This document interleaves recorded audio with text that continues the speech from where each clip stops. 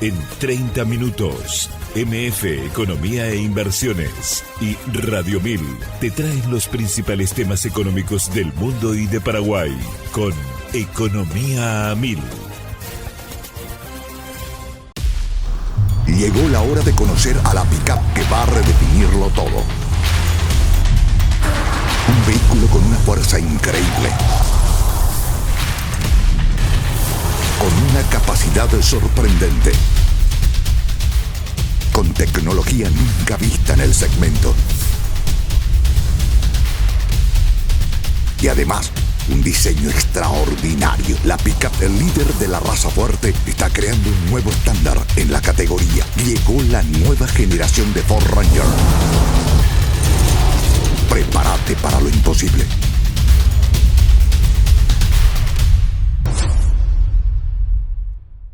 En Economía al Oído, Manuel Ferreira analiza los temas que marcan la economía global, regional y de Paraguay, con una mirada crítica y enfoque claro. Y si buscas noticias y voces claves del ámbito económico nacional, escucha también el podcast Economía a 1000, el espacio de entrevistas y actualidad. Dos miradas, una misma fuente. MF Economía e Inversiones. Muy buenos días, bienvenidos a una emisión más aquí de Economía a 1000. Muchas gracias por la compañía de todos los días. Quien les saluda, Prince Bote, y estoy también junto con la compañera Ada Caballero. ¿Cómo estamos, Ada? ¿Qué tal? Bienvenida. Buenas, Prince, ¿todo bien y vos? Todo en orden, ya listísimo para empezar una nueva jornada, recordando que este espacio económico es en coproducción con la consultora MF Economía e Inversiones y por supuesto Radio 1000. Y ya le doy la bienvenida a mi invitado de hoy, a quien agradecemos su presencia. Él es el doctor Mario Valmelli, presidente de la Comisión de Carne de la Asociación Rural del Paraguay, ARP. ¿Cómo estamos, Mario? ¿Qué tal? Bienvenido, gracias por estar con nosotros. Buenos días, un placer estar con ustedes dos y después de mucho tiempo otra vez en una entrevista presencial. Así es, Mario, y te pediría que te acerques un poco más al micrófono para mejor copia. Ahí, gracias. Bueno, sin problema. Vamos a hacer una suerte de actualización, Mario, de cómo está el sector ganadero en Paraguay. Vamos a ahondar en algunos determinantes también justamente de este sector tan importante en Paraguay, y me gustaría arrancar con una cuestión muy básica. Obviamente, apelando a tu experiencia, conocimiento en el sector, si tuviéramos que hacer una evaluación de estos primeros 5 meses y medio, casi 6 ya, de lo que va del año 2026, de cómo está el sector ganadero en Paraguay, ¿cuál sería esa evaluación? Creo que para hacer una evaluación del sector, primero tendría y sería interesante poner el contexto de lo que es la cadena de valor de la carne, ¿verdad? La cadena de valor de la carne, indudablemente que es uno de los pilares de la economía. Nosotros pudimos magnificar con mucha precisión, con un trabajo que se realizó entre todos los gremios agropecuarios o pecuarios en particular, la importancia que tiene, ¿verdad? La cadena de valor de la carne aporta aproximadamente 2.600 millones de dólares de ingreso de divisas. ¿De dónde viene esto? De la carne, de las menudencias, de los subproductos comestibles y de los subproductos no comestibles que salen del ganado. Entonces, empecemos magnificando o dimensionando que el ingreso de divisas del Paraguay, se necesitan dólares para todas las actividades, todas las deudas que ahora se hablan en dólares y los empréstitos que ha tomado el Paraguay para abonarlo. El 72% aproximadamente de todas las divisas que entran al Paraguay entran de la mano del sector agropecuario. Clarísimo. El 30% de productos primarios y el 42% del MOA, manufactura de origen agropecuario. O sea, te haces idea de que de cada 10 dólares que entran al país, 7 provienen del sector agropecuario, de alguna manera, claro, como producto primario o como manufacturados. Después vayamos a algo que mucho se habla hoy, lo escuché inclusive ayer al presidente comentar de las manos de obras que se han creado. El sector pecuario, Prince, ocupa más de 300.000 personas en forma directa. De esos, ahí están por supuesto los más de 100.000 productores, están los profesionales, están también los contratistas. 75.000 contratistas, que son personas que son contratadas conforme los resultados y la disponibilidad de recursos para determinados trabajos puntuales. Claro. No están en una relación necesariamente de dependencia. Si es que tenés recursos, entonces podés contratarlo, si no, suspendés. Y están abocados a diversos tipos de trabajo. Y cuando hacemos el contexto de la mano de obra que utiliza, no es para estar orgullosos, pero en Paraguay indudablemente que la educación es un déficit que tenemos. Así y es. Mucha de esta mano de obra que utiliza el sector pecuario es no calificada. No es una mano de obra que puede venir a incorporarse a todos estos shopping nuevos, que puede incorporarse a otros negocios, sino que es una mano de obra que cuando sale del campo Prince viene a la ciudad, pero a incorporarse a los cinturones de pobreza, que son justamente motivos de preocupación. Después tenemos alrededor de 12.000 personas que están en el sector de la industria, que son los frigoríficos, Sí. y otro tanto, alrededor de 6.000 personas que son las que trabajan en los servicios, en los bancos, en el transporte. Toda esta cadena de valor tiene un centro, Prince. ¿Cuál es? La producción. A partir de la producción nace toda la cadena de valor de la carne. No podrían haber frigoríficos, no podrían haber transporte ni exportación si no se hubiese producido ganado bovino. Así Producir concretamente. O sea, eso nos tiene que dar una magnitud de lo importante que es la cadena de valor de la carne. 2.600 millones de dólares. Es una cadena de valor instalada, es una cadena de valor que ha ido creciendo. Yo suelo decir que de la mano de unos visionarios productores que hace 30, 40 años, tal vez y más, visionaron de que el Paraguay podía posicionarse y podría ser la ganadería un pilar de la economía. Y así fue. Y así fue. Llegaron a traer estos aviones que vos ves ahora de la guerra, los Hércules. En eso traían desde Estados Unidos y de otros lugares del planeta, porque cuando eso todavía no existía la transferencia embrionaria y otros métodos de reproducción muy modernos, traían ganado vivo. Y así se incorporó la mejor genética que hoy tenemos en una gran medida. También se invirtió mucho en infraestructura para mejorar las condiciones de manejo y posteriormente también la parte de bienestar animal. A esto se acompañó con una de las reglamentaciones de cuidado y sostenibilidad del medio ambiente más exigentes que existe en el mundo, tal vez, ¿verdad? Que es lo que permite que hoy, pero no decimos nosotros, lo dice el Infona, el 44% de toda la superficie del Paraguay está todavía ocupada por bosques naturales. O sea, nosotros hemos desarrollado una cadena de valor importante con medidas de sostenibilidad ambiental y hemos llegado a un lugar que es el que hoy ocupamos. Un pilar de la economía nacional. Esto es una realidad. No es una promesa, no es que esperamos que se cumplan los pronósticos, no, esto existe. Y eso es importante que nosotros podamos dimensionar. Cuando se habla de la inversión, yo frecuentemente escucho y me parece bien, que va a aterrizar determinada industria, que va a invertir 400 millones, la otra vez eran 600. ¿Vos tenés idea de cuánto es lo que tiene invertido el sector pecuario directamente? No, Mario. Más de 40.000 millones de dólares.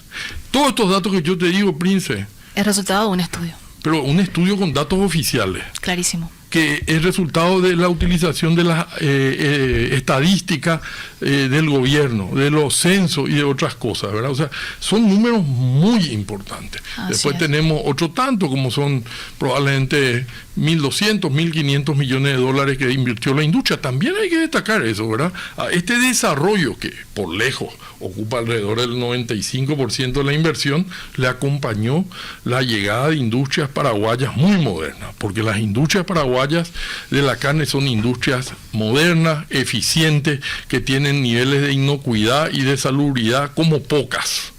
Y eso hay que mencionarlo para completar este cuadro. Y después la parte del transporte, de los servicios bancarios y todo eso. Pero es una cadena muy importante, Prince, desde el punto de vista económico y desde el punto de vista social.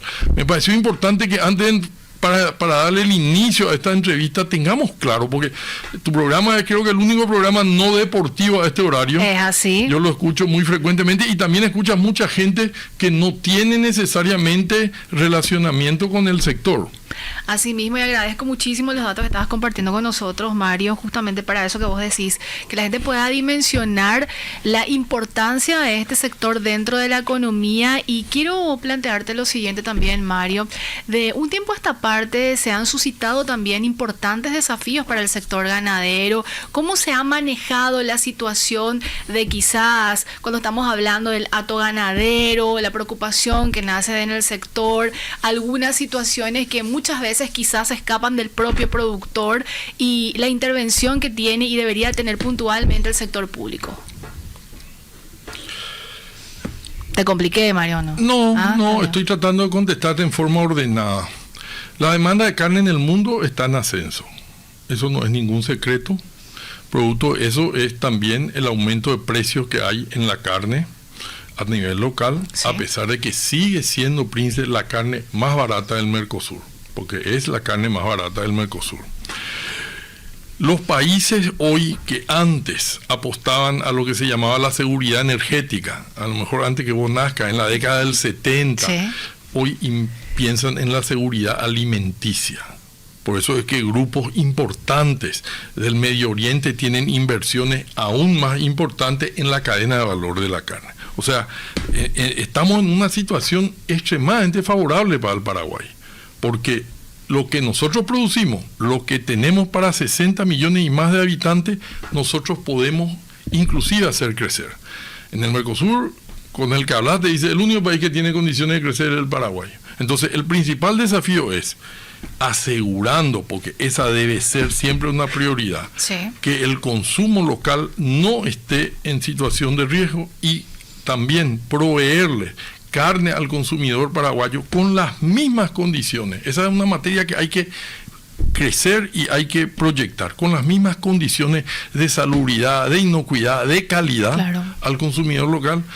Con esas mismas Paraguay puede crecer y puede tener no 12.700 como tiene ahora, puede llegar a tener 15, 16 millones. Puede, en vez de exportar 354.000 toneladas, exportar 500, 600, 700.000 toneladas.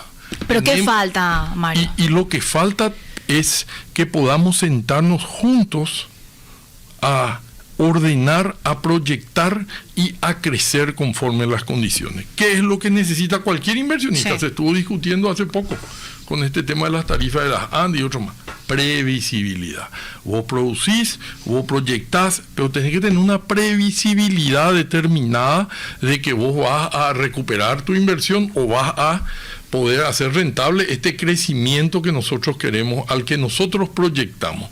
¿Qué es lo que falta? Falta institucionalidad en Paraguay. En Paraguay no hay institucionalidad en la cadena de valor de la carne. Hemos crecido el sector público, parte del sector privado, en este caso el sector pecuario, el sector industrial, como compartimientos estancos. Hemos crecido todo por separado y entonces falta condiciones de trabajo conjunto de una u otra manera, ¿verdad?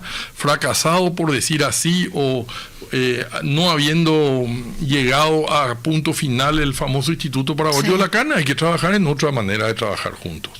Hay que trabajar en desarrollar otro sistema, otro proyecto, y en eso también hoy están los principales gremios, naturalmente liderados por la RP, trabajando en un nuevo concepto de trabajo institucional. Pero ese es uno de los principales desafíos, lograr una institucionalidad que cree un plan, que dimensione un proyecto y que tengamos metas claras, que sepamos cuál es la dirección, que todos sepamos, porque claro, no puede ser que solamente algunos sepan. Ese es uno de los desafíos. El otro desafío muy importante, indudablemente, en un país que es exportador de carne, el estatus sanitario es muy importante.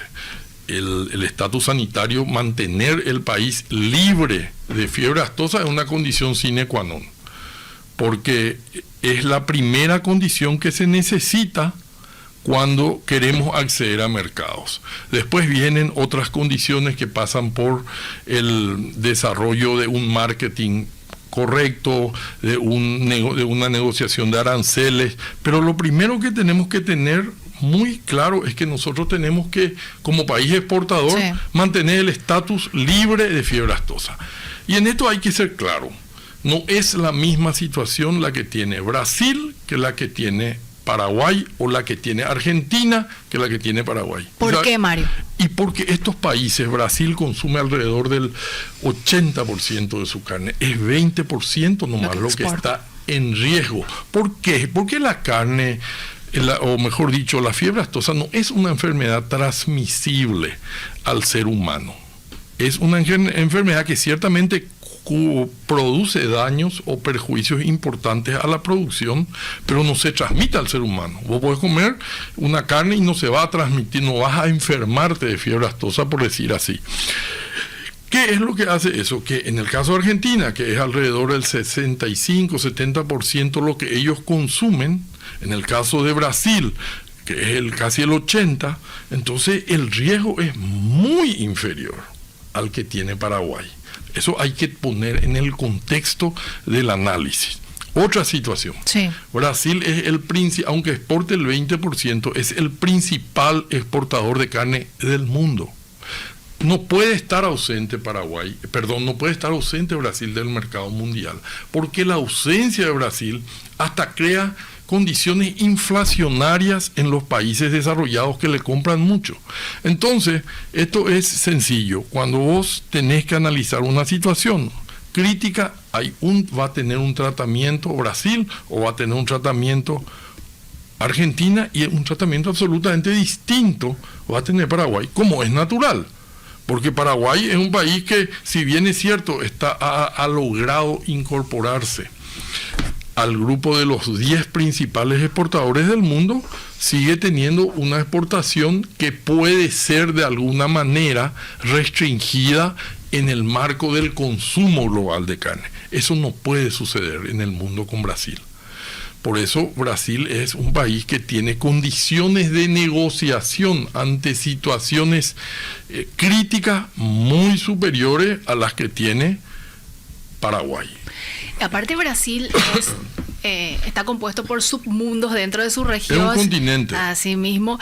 Y la consulta puntual, Mario, es porque de un tiempo a esta parte hemos escuchado sobre todo posiciones oficiales de la necesidad de que Paraguay cambie su estatus sanitario, y muy bien explicado estaba de parte tuya en ese sentido. Pero ¿se podría más adelante pensar en ese proceso de cambiar el estatus, o no es necesario, Mario, en ese sentido? Porque los países que nos compran no exigen necesariamente tampoco un cambio de estatus. O sea, está bien como está configurado el tablero hoy por hoy. En el mundo hay dos grupos de países. Okay. El circuito aftóxico, integran el circuito aftóxico y el circuito no aftóxico. En el circuito, los del circuito aftóxico pueden exportar su carne a países que no condicionan eso y también pagan mucho menos, de manera que están prácticamente fuera de los mercados premium. Nosotros necesitamos estar en los mercados premium. En el circuito no aftóxico existen países que son libres con vacunación y libres sin vacunación. Clarísimo. ¿Verdad?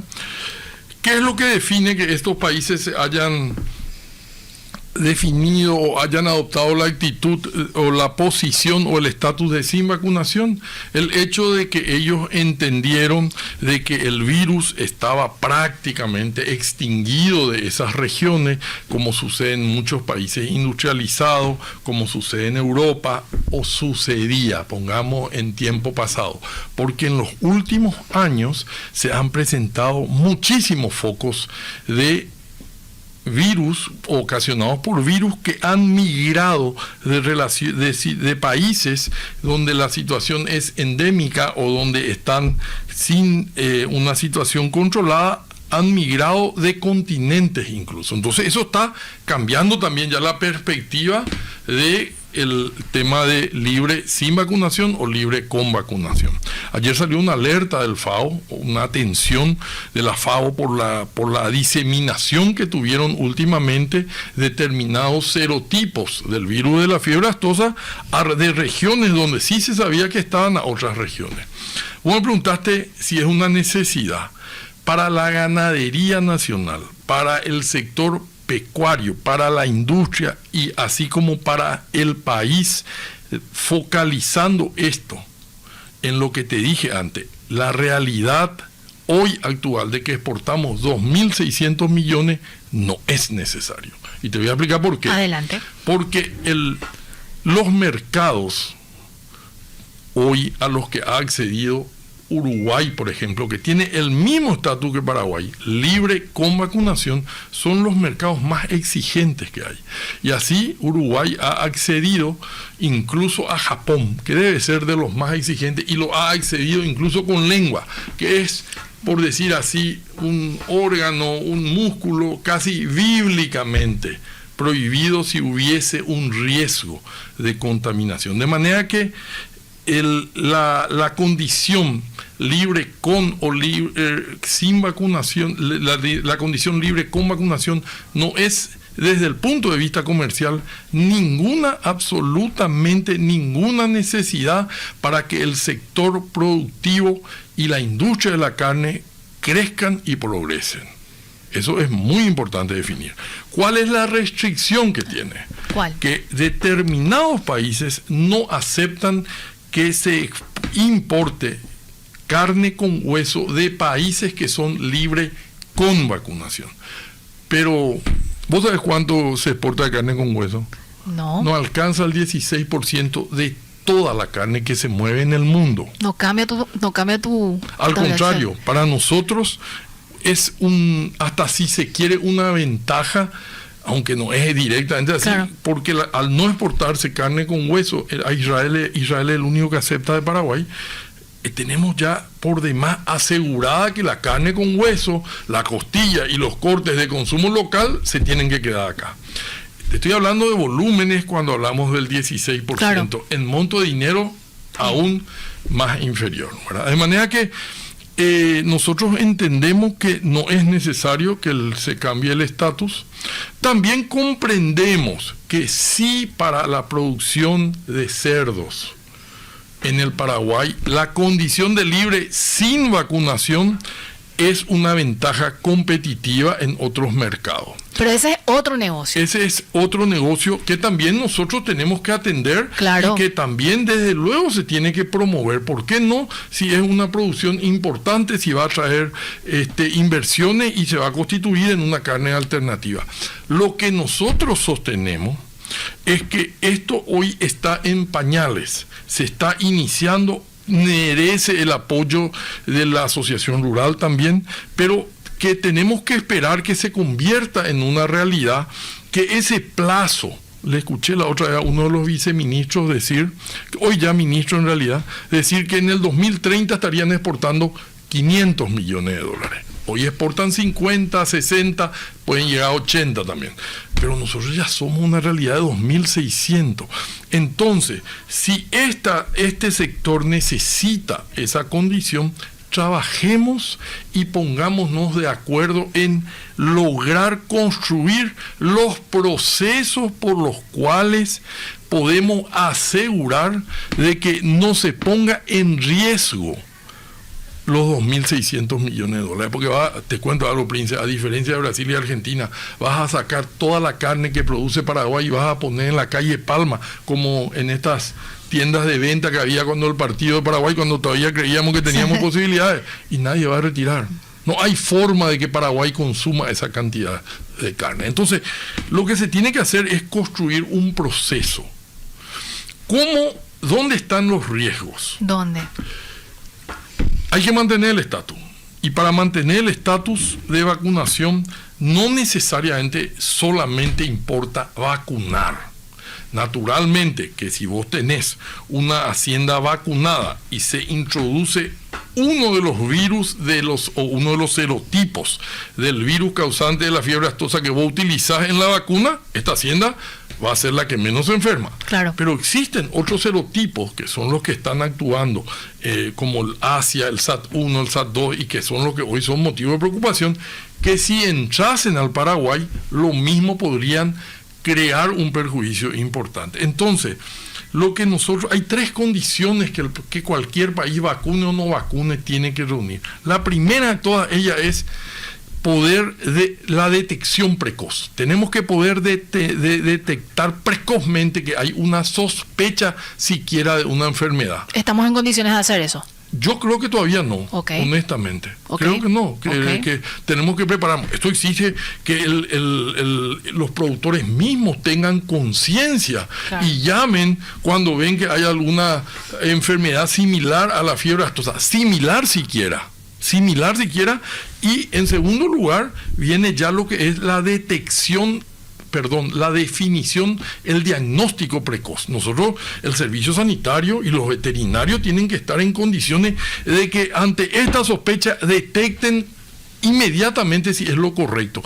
En el corto plazo se tiene que identificar el serotipo. ¿Qué es lo que está pasando? Se tiene que poder aislar eso y se tiene que reaccionar. Todos los países tienen como tercera situación la revacunación. Hay poca gente sabe, escuché hace poco en una de las charlas, cuando se da el último caso, que uno de los últimos más nombrados que hubo en Alemania, a las 48 horas ellos tenían identificado y empezaron a producir la vacuna de ese serotipo. Nosotros estamos lejos, Mario. Bueno, sí. Se empezó a producir la vacuna. Cuando se dieron cuenta que pudieron controlar, ellos tenían la vacuna producida y donaron esa vacuna, pero la reacción inicial de control ya estaba. Entonces, volvemos a una detección. Yo no soy epidemiólogo, lo que te cuento es lo que leo, es lo que generalmente me informo. Existe gente muy preparada en el país y existen productores que saben mucho más que yo eso, pero esto se tiene que detectar precozmente, se tiene que diagnosticar inmediatamente y después se tiene que reaccionar en forma instantánea en el control de la situación. Hay una confusión en esto. Los cuestionamientos que hace el sector productivo de repente se identifican como solo cuestionamientos al servicio sanitario y esto no es así. Nosotros tenemos que, sin lugar a duda, y reconocer que el servicio sanitario, el SENACSA, ha dado avances importantísimos, es un servicio moderno, es un servicio actual, es la base de haber abierto estos nuevos mercados. ¿Cómo llegó a eso? De la mano también del sector productivo. Así mismo. Porque de un evento como tuvimos en el 2011, el último creo fue, sí, se llegó la base de todo esto del sistema de vacunación. Tenés que tener, en primer lugar, un sistema de vacunación eficiente. En segundo lugar, que son las asociaciones público-privadas, porque el SENACSA delega la vacunación para control y aplicación en el FUNDASA. En segundo lugar, tenés que tener una vacuna que sea apropiada y en eso el SENACSA es muy estricto hoy por hoy. Y en tercer lugar, tenés que haber construido esas 3 fases. Claro. Eso es lo que hoy a nosotros nos falta y es por lo que nosotros creemos, Prince, que se debe trabajar en eso con mucha excelencia y se debe construir consenso. Hoy estamos por momentos con poca comunicación y eso, ¿cómo se construye consenso? Se construye consenso desarrollando confianza entre los sectores.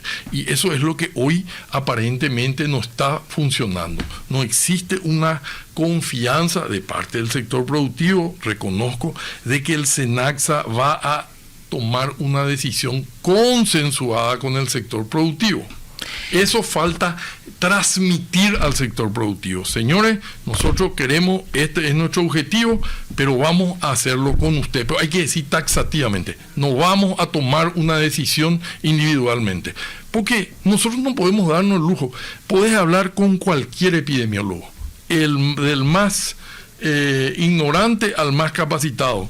Al que le pregunte te va a decir, el único camino que hay para levantar una vacunación es sencillamente llegar a un consenso en que las dos partes, el sector público y el sector privado, están convencidos de que han desarrollado todos los mecanismos de control y detección para poder ver esta situación y aislar y lograr. Porque hay otra situación que tenés que saber.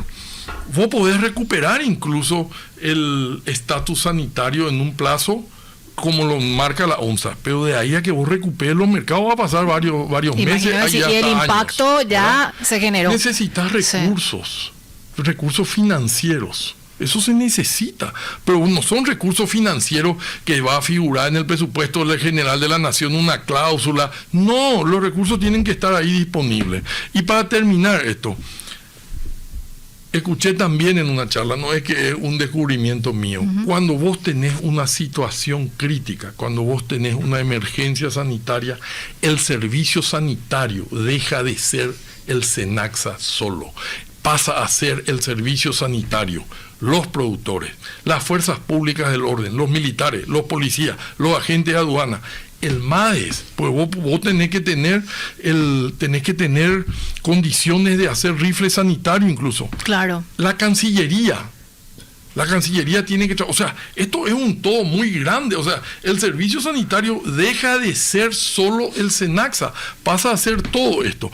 Yo pienso de que tenemos que tener como meta llegar a ese estatus de libre sin vacunación, y podemos analizarlo para aproximadamente el 2030, el 2031, ¿verdad? Pienso también que los productores de cerdos deben ser los más preocupados de que esto sea como nosotros sostenemos, que existan los mecanismos de control. Yo hoy te puedo asegurar, en Paraguay no hay circulación viral. Eso nosotros estamos convencidos, y es más, yo creo que de todos los estudios epidemiológicos al respecto que se han hecho en la región, los mejores y más certeros son los del Servicio Nacional de Salud Animal. Y se puede decir con mayúscula, pero, nosotros tenemos que poder también asegurar el tránsito. ¿Vos sabés cómo se inicia un foco? No. Por el contacto que hay con un animal enfermo en una población vacunada o no vacunada, sí, o por un producto contaminado. Ayer salió en tu competencia, sí, y sí, digo yo, Canal Pro de alguna manera, Catiusca también tiene programas muy interesantes, salió el presidente de la Asociación de Criadores de Cerdos denunciando que se encontraron cerdos destinados a faena que vulneraron las fronteras y fueron agarrados ya adentro. O sea, eso no puede suceder. Eso no puede suceder, ¿verdad? Y eso no tiene que tomarse como una tragedia. Eso tiene que ser visualizado como una señal de las cosas que nos faltan hacer, en todo caso, ¿verdad? Mario, hoy por hoy la situación o el relacionamiento con el SENACSA está en stand-by sobre este punto. Hay como un margen sigue habiendo un margen de negociación, un plazo. ¿Cómo está la situación? El SENACSA, que vuelvo a repetirte, realizó una labor muy buena hasta ahora en cuanto a todo esto que te comenté. Sí. Ha presentado, creo que la semana pasada o antepasada, un programa de trabajo que ellos proponen. Ok. Te dije que no hay absolutamente necesidad comercial para el sector pecuario. Clarísimo. Entonces, el sector productivo se va a tomar su tiempo para leer, analizar, estudiar y discutir con responsabilidad la propuesta del SENACSA. Y a partir de ahí hará sus contrapropuestas. Lo que nosotros creemos, y estamos convencidos desde luego, es que debe existir un consenso. Esto no se puede llegar al extremo de que un sector define esto va a ser así. Pero puede pasar eso. No puede pasar. ¿Cómo va a pasar? O sea, la autoridad SENACSA puede determinar eso. Hay ejemplos en otros países y eso no puede pasar. Pero no, esto ya no pasa por la legislación ni la disponibilidad, porque también existen productores que podrían judicializar la medida finalmente, ¿verdad? Claro. Pero nosotros estamos en un país entre gente educada, responsable, estamos hablando todo el día de un crecimiento económico. Yo sinceramente te digo, creo que no puede pasar, porque eso sería un suicidio. ¿Cómo el SENACSA va a tomar la decisión aisladamente? No va a pasar. Es que yo creo que no va a pasar eso. Planteo igualmente. No puede pasar porque yo le conozco a los profesionales que están en el SENACSA, le conozco al presidente. Es gente muy preparada. No va a pasar eso. Estoy seguro que no puede pasar. Tampoco puede pasar que nosotros digamos, se presentó este proyecto, esto se va a cumplir en 2 o 3 años y desde el 29 ya no vamos más a vacunar. No puede pasar tampoco eso. Nosotros tenemos que entrar en un proceso donde se trabaja para lograr las metas que hemos querido, ojalá lo antes posible. Tenemos que auditarlas, tenemos que valorarlas, evaluarlas, y en función a eso se podrá posteriormente entrar en un esquema de adecuación de la vacunación, de la presión vacunal y otras cosas más, y después posteriormente se evaluará desde mi óptica aproximadamente en el 2030 si hemos logrado todo esto y se tomará la decisión, ¿verdad? Mario, nos quedan minutos. Yo me comprometí a liberarte antes. Sí. 12:40, pasó rapidísimo el tiempo, sí. Y me gustaría cerrar esta entrevista. Hay otras aristas que también en algún momento me gustaría conversar contigo, así que está abierta la invitación. Espero que no sea la última venida que tengas acá, la primera y última, sino de seguida. Con respecto a las perspectivas de aquí en adelante en forma general para el sector productivo. Son buenísimas. El Paraguay tiene condiciones de crecer. Yo estoy convencido y te voy a dar con una dicción rápida. Adelante. Australia, Nueva Zelanda, Irlanda, Holanda, son países que de la mano del sector agropecuario y las industrias anexas han llegado a ser primer mundo. Australia, primer mundo y más. Nosotros tenemos las condiciones, tenemos el ganado y tenemos las condiciones de manejo, de progreso genético para llegar mucho más lejos. Y hoy tenemos que concentrarnos en eso nosotros. Esa que vos decís como última pregunta debería ser nuestro foco de trabajo hoy. ¿Cómo aumentamos la producción? ¿Cómo recuperamos el hato? Nosotros creemos que cómo tenemos que sentarnos a conversar entre productores, el gobierno, el servicio sanitario. Las condiciones son realmente increíbles. La demanda de carne ha aumentado en el mundo a niveles que son insatisfechos. No se puede hoy cubrir la demanda de carne en el mundo, Prince. Es imposible. Y hay que decirlo con orgullo. Y hay que decirlo con orgullo. Y producimos una de las mejores carnes del mundo. Al cambiar la pirámide alimentaria de Estados Unidos, la carne pasó de ser la mala de la película a ser la base de la alimentación. Los jóvenes hoy están abandonando el veganismo para volverse tremendamente carniceros. Así mismo. O sea, las condiciones son increíbles, tenemos que ponernos a trabajar. Lastimosamente nos pasamos hablando de las cosas. Yo mira la cantidad de información que te traje pero para hablar. Pero te voy a traer otra vez, porque tenemos que ver justamente esto de aerocabezas, etc. Hay condiciones de mejorar. Yo estoy confiado y creo en los profesionales del SENACSA de que vamos a llegar a un buen puerto en toda esta discusión y que también podremos consensuar en algún momento lo que te dije, algún sistema institucional de trabajo con la industria. Mira, yo soy pro conversación, pro consenso y constructor de confianza. Vamos por más.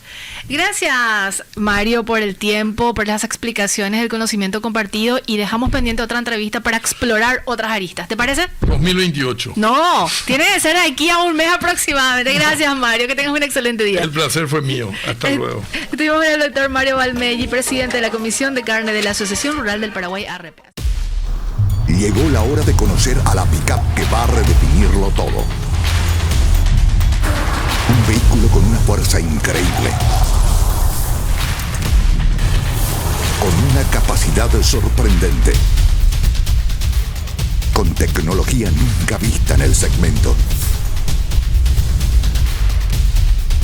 Y además, un diseño extraordinario. La pick-up, el líder de la raza fuerte, está creando un nuevo estándar en la categoría. Llegó la nueva generación de Ford Ranger. Prepárate para lo imposible.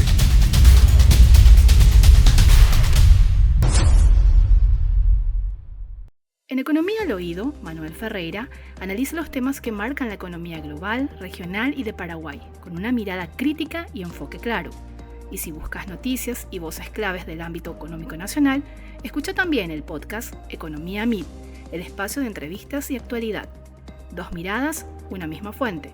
MF Economía e Inversiones.